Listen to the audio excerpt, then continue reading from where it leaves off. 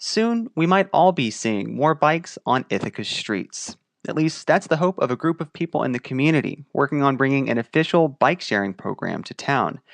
And here to talk about their work and what a bike sharing program might actually look like in Ithaca is the Ithaca Times Michael Nocella. Michael, thanks for stopping by. Dan, thanks for having me on again. So I understand that there's this informal working group of people trying to get bike sharing off the ground in Ithaca. Who are these people?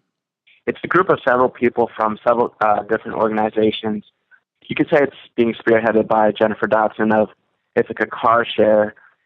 She got a similar group together about 3 years ago, and they looked at the feasibility of bringing bike share to Ithaca. And at that time, the technology of bike share, it didn't make sense to bring it to Ithaca.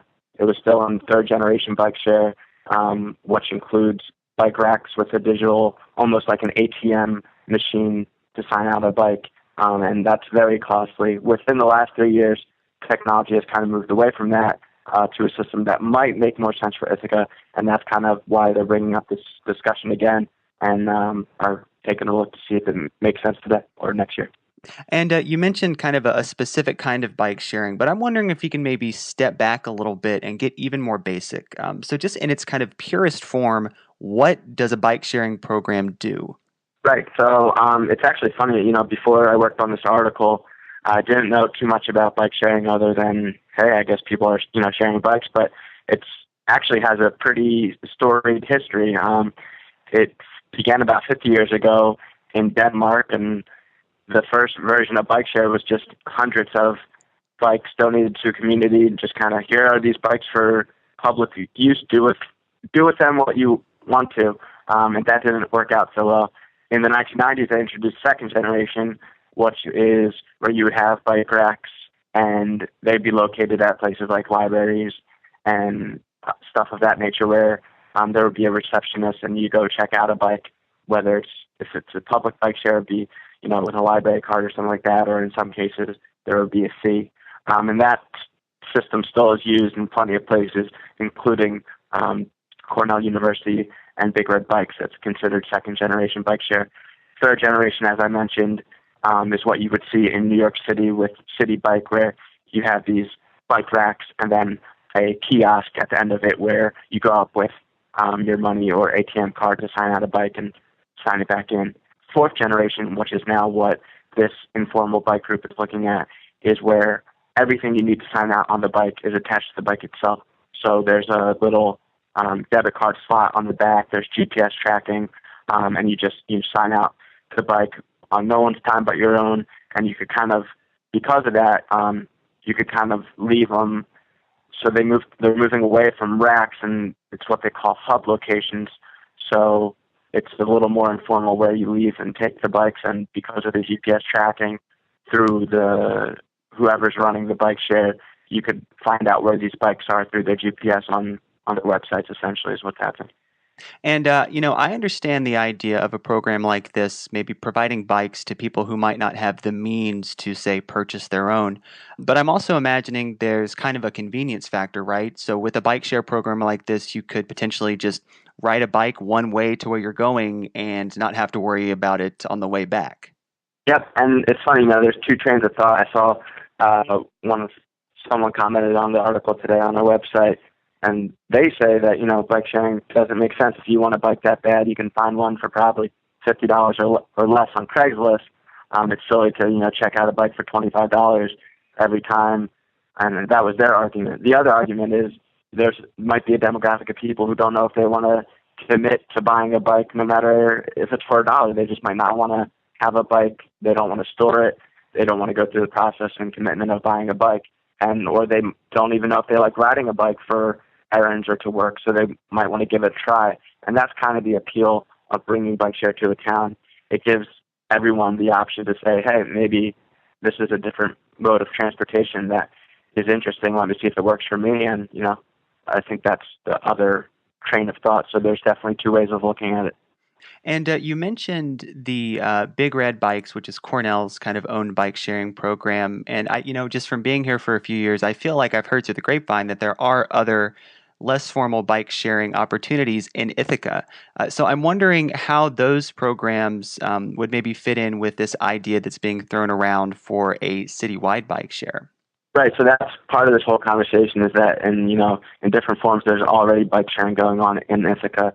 Big Red Bikes is the most official presence, but as you mentioned, there's, work sites where, at City Hall, they have 2 bikes for their employees to use and sign out whether they want to take a lunch break and just get a workout in, or if they want to take it down to Wegmans. Cornell Cooperative Extension has the same system. AFCU has the same thing going on. So there are several different organizations or businesses that are trying out, secluded bike sharing within their own means.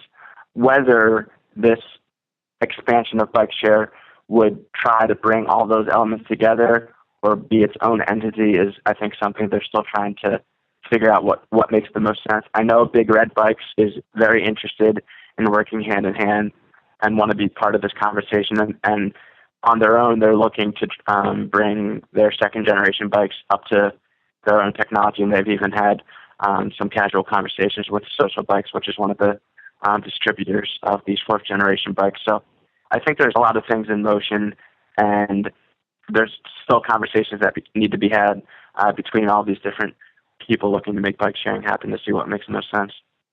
And you mentioned that this the plan that's being discussed would be a fourth generation kind of model, right? Where you would have all the technology on the bike and would just be able to move it from hub to hub. Do these kind of programs exist anywhere else? And if so, are they successful? Right. So the reason I think this group is now talking about looking at this technology is because it's happening relatively close by. 2 years ago in Buffalo, on the University of Buffalo started it, and the city of Buffalo now joined them just within the last year through Social Bikes.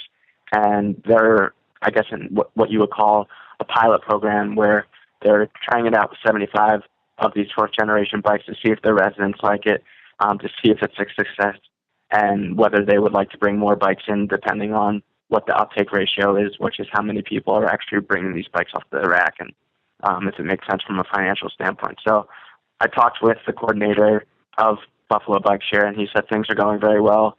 It seems like residents are really enjoying it. They haven't had any safety concerns, no reported accidents yet connected with Buffalo Bike Share, and they hope to expand to a full bike share in the coming year. So from my understanding, it's going very well.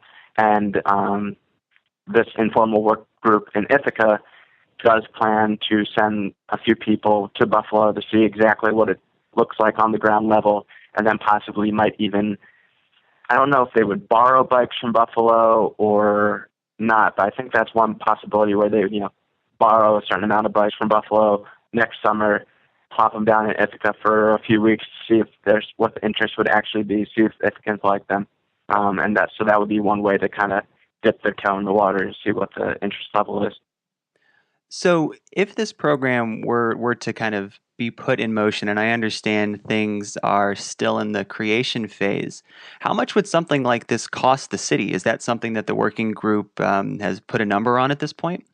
They have not put a number on it, just because there's so many different ways they can go about it, and it'll all come down to how many bikes they use. If they decide, let's do bike share with 50 bikes, that makes the most sense for us. That's obviously a lot cheaper than bringing 300 bikes to town.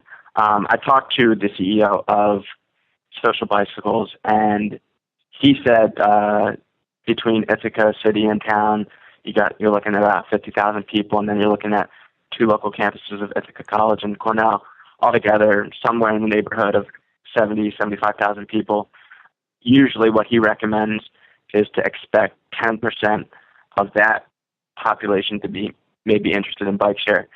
And at that point, so that you're looking at 7,000 people, and he said for that figure, he would, for bike share to really take off and make a lot of sense, the full, I guess, prescription of bikes, I don't know if that's the right term, but would be somewhere between 300 and 500 bikes. That could cost anywhere between $500,000 and $1 million. So has this idea been brought before any member of city or town government? And if so, what's their response been?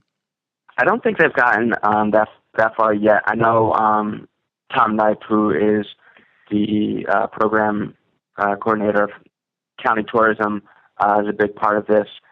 There's Bicycle Pedestrian Council throughout City Hall, and I actually tried to speak to a couple of members of that council last week while I was doing the story, and they actually had not even heard. This is really, really new news, and they were like, "Oh wow, that sounds neat," but we haven't heard anything like it of that yet. So I don't think it's gotten to that point yet.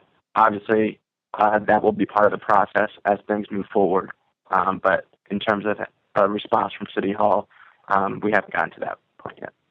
And I'm interested, earlier just in our conversation, you mentioned that there had been a comment submitted to this article on the Ithaca Times website.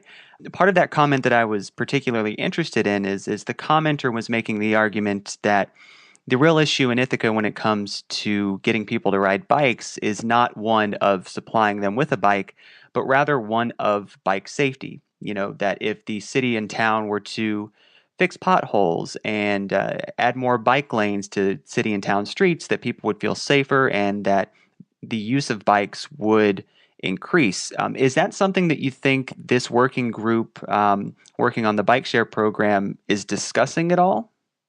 Well, from what my understanding is, and Tom and I told me, everything that's been found throughout the years of bike sharing seems to support the theory that the more bike riders you have in town, the safer bike riders become, just from simple, for instance, I'm an avid runner, and, generally you get the same kind of safety concerns when you're running as biking. And I know when I'm driving, I am more aware of runners because I'm a runner myself, and vice versa. When I run, I know what drivers are thinking because I can see it from that perspective. So I do think there's some truth, or a lot of truth, to the more people you have riding bikes and know how to ride a bike would just help make everything safer, because it's just another, tool for everyone to have in their back pocket of knowledge and, hey, this is what I should be looking out for as I'm going in this direction, etc.